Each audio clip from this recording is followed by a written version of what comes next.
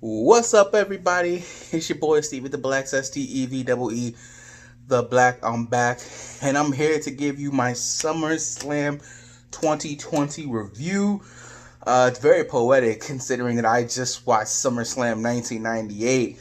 I want to say about 3 weeks ago, so it's very poetic that both of my SummerSlam reviews are right close to each other. This is also my first pay-per-view review since for the current WWE since WrestleMania, because I skipped the first two pay-per-views after Mania, and then I was on vacation for Extreme Rules, so I couldn't record it over there. So this is my first pay-per-view review since April. So it's been a minute. But let's get into this. So we had on the kickoff show, we had Apollo Crews defending his United States Championship against MVP. MVP ends up retaining. For what I heard, it was a pretty solid match. It was an okay match. I actually ended up missing this match because I was eating dinner, so I didn't see it. But I saw that Crews was able to retain the title, and he escaped Bobby Lashley and Shelton Benjamin before they could come after him. So there. Um, Next up, we had We had Asuka taking on Bayley to kick off SummerSlam, which is what I thought they would do. I thought this was a really fun match. I'm trying to think of any memorable moments. Well, I will say this. I definitely enjoyed this match than I did Sasha Banks and Asuka's match later on in the night. You know, Bayley was working Asuka's knees all night.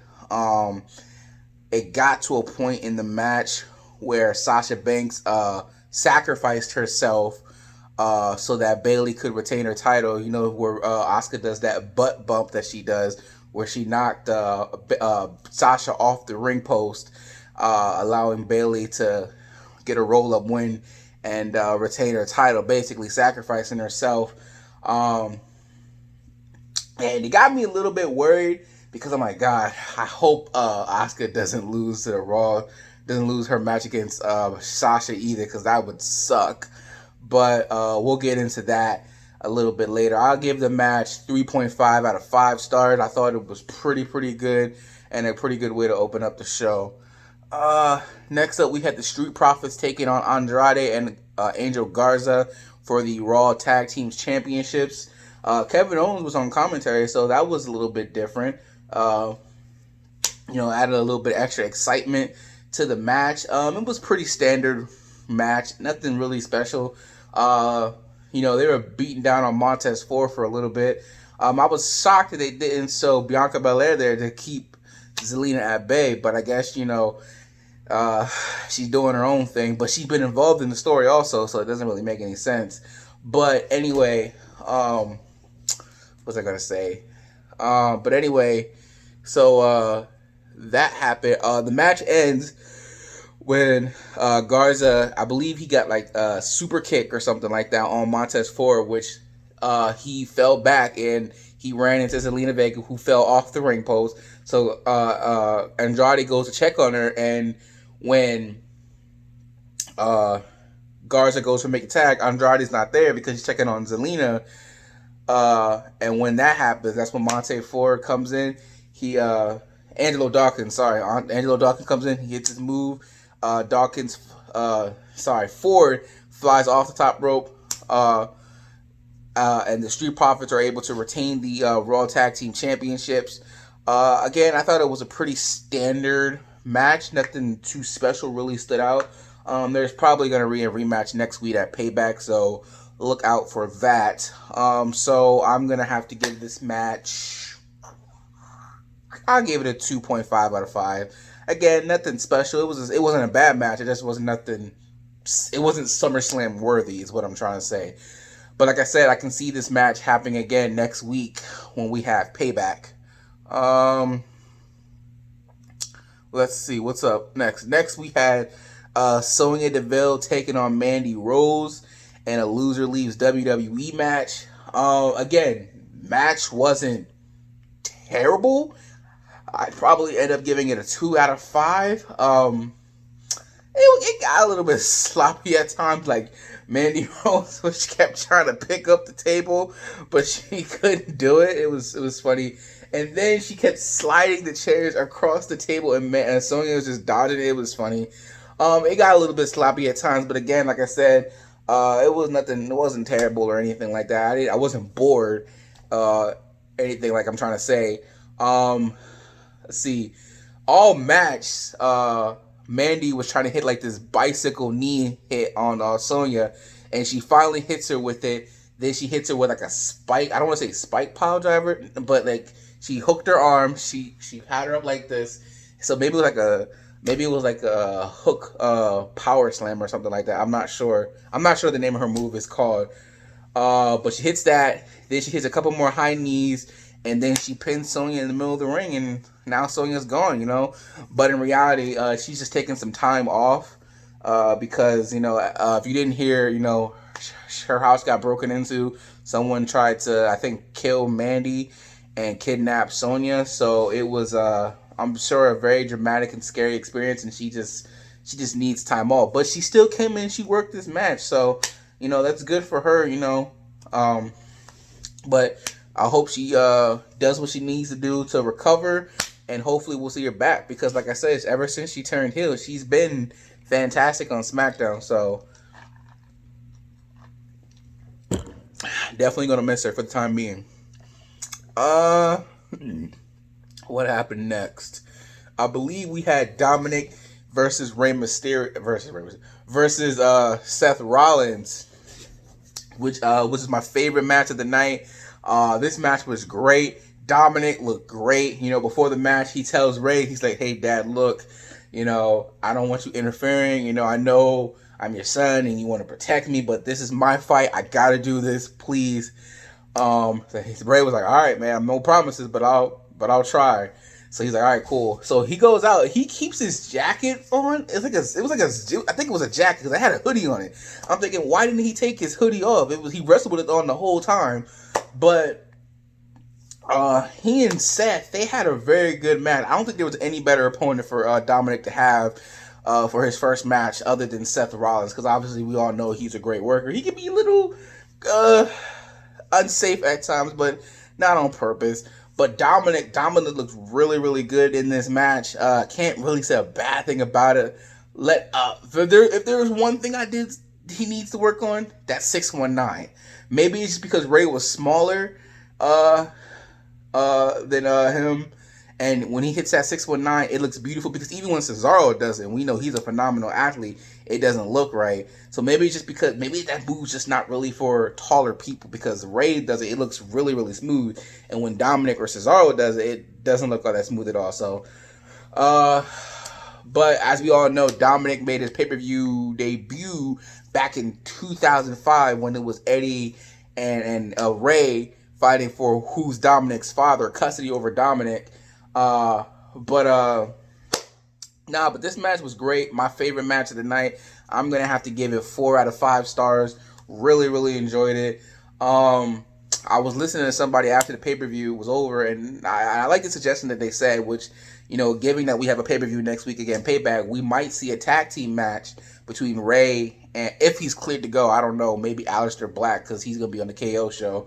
So it could be either Rey or Aleister Black teaming up with Dominic to take on Seth Rollins and Buddy Murphy, and I would be down for that. I would be down for that. So maybe they do that. Next up, then we had Sasha Banks taking on Asuka for the Raw Women's Championship. I thought that their Extreme Rules match was way better than the match they had tonight, but these two still had a good match because they've really been wrestling each other for like a good while, a couple of past 2-3 months now. So, but their match at Extreme Rules was definitely better. But this match wasn't bad either. Obviously, it planned out exactly how I thought it would. Bayley didn't take the fall for Sasha like Sasha did for her. And so when in the final closing sequence of the match, Asuka and Sasha are trying to put in each other's submission moves. Uh, Asuka finally gets in the Asuka lock. Sasha's calling out for Bayley. She doesn't come and help her. And Sasha ends up tapping out. And Asuka is the new Raw Women's Champion. So congratulations, Asuka. Once again, on a little side note, if you did not know, whenever Sasha Banks has never defended her title successfully, the only title she's done that with is the tag team titles.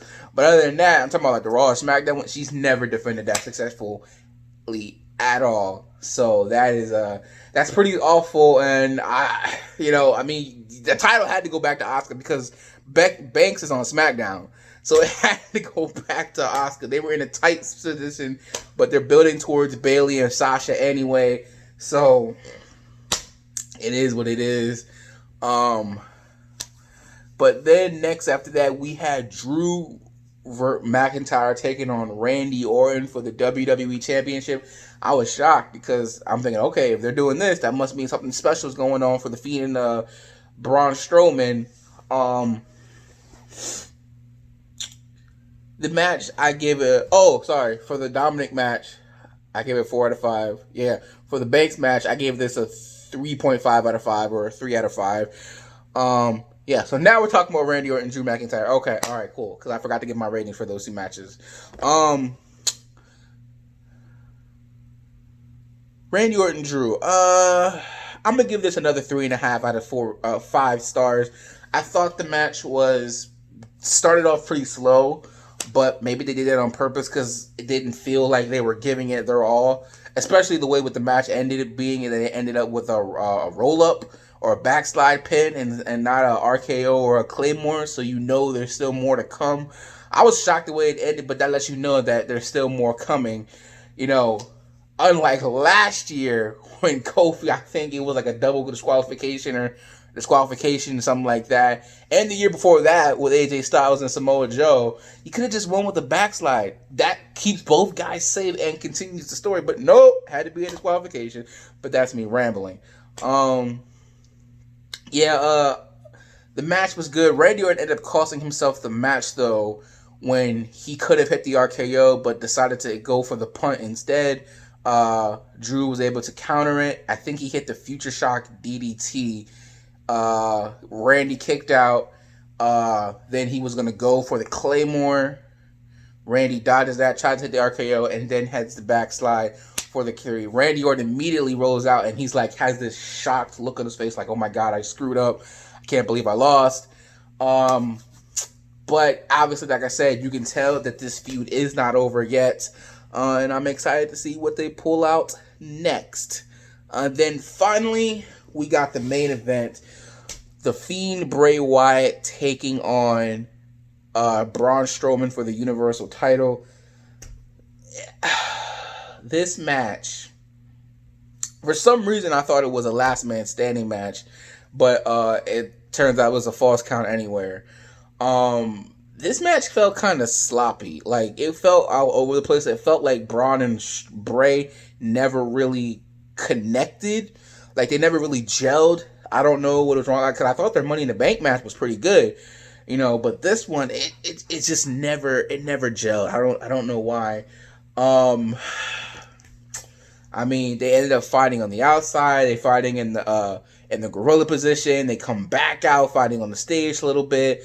Braun hits a couple of running power bombs. Fiend kicks out.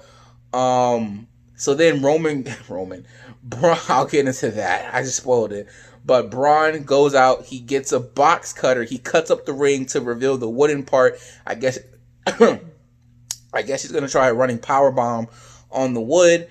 But Bray catches him. I think he hits him with a DDT, and then he hits him with two Sister Abigail's on the wood to pin Braun Strowman, and he is now the new Universal Champion. But as I spoiled 2 seconds ago, that's when Roman Reigns comes back. He hits him with the spear.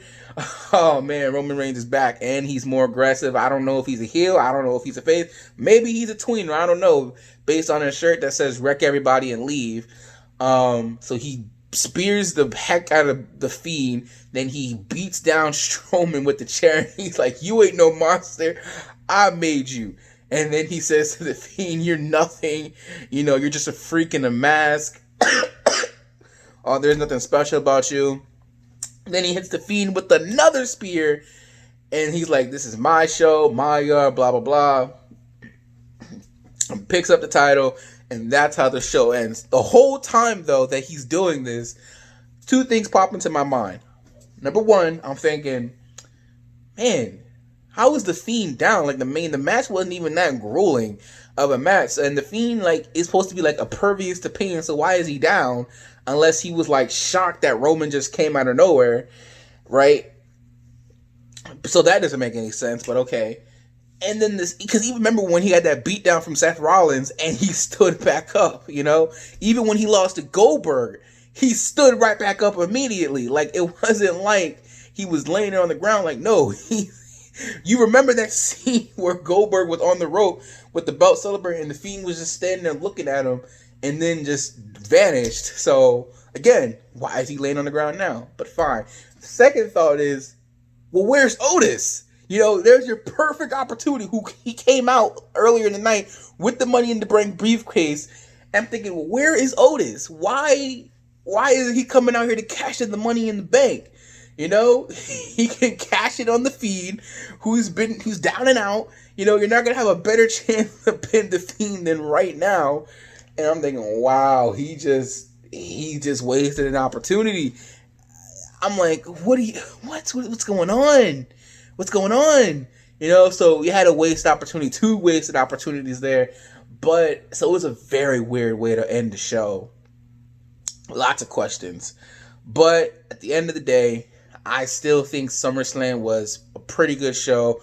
Not too much to complain about. I'm giving SummerSlam a B plus, maybe a B. Oh yeah, my grade for the Fiend, I'll give it a 2 out of 5. Like I said, it was kind of sloppy, but overall, I still think SummerSlam was a pretty good show, so I'm going to give it a B. Let me guys know what you think about SummerSlam, what you guys thought about it, what you guys thought about that ending, what you guys think about Roman Reigns being back. It's good to see him back. Sure have missed it. I'm a Roman Reigns fan. So with that being said, that's pretty much about it. If you're not down with that, I've just got 2 words for you. Peace out, and I'll talk to you guys later.